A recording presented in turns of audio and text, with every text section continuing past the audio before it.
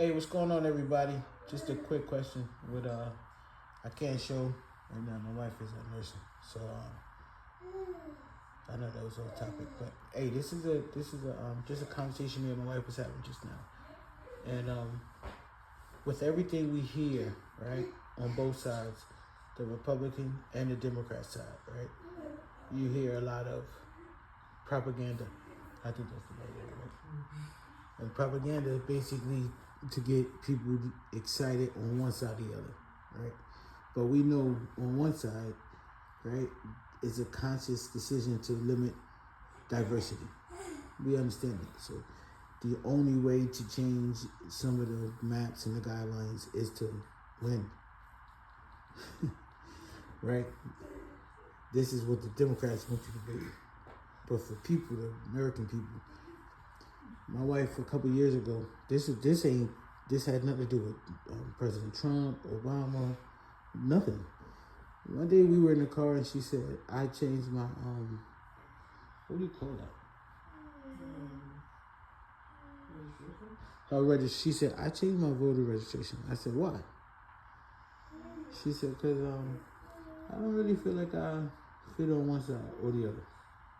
So that made me like, I already was more Republican than Democrat. And conservative, more of a conservative, but I'm not for the taking of the rights of others. So, we ended up having a discussion, so she switched it over. One of the cool things about, right now we know all the gerrymandering, all the big words they're using to cause fear, right? One thing is urgent, we should vote. Everybody should get out, whoever you are, black, white, Hispanic, Asian, whatever you identify as. We should all go vote.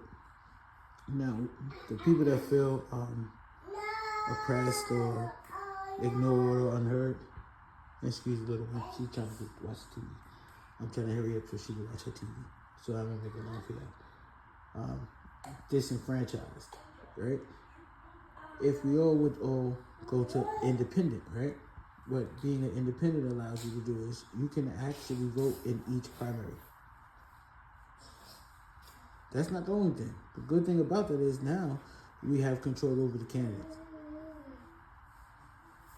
One side can't pull you to one side with a broken promise. None of these games can keep being played if we all be independent. Now you will vote for your interests.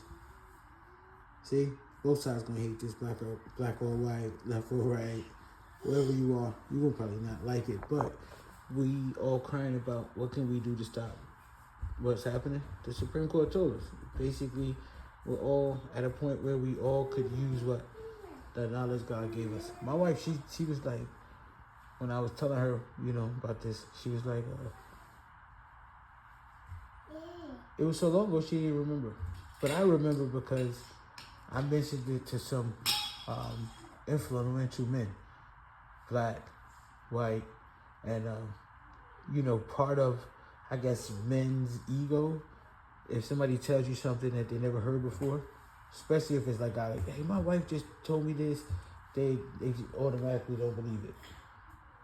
But they checked it, and y'all should check it too.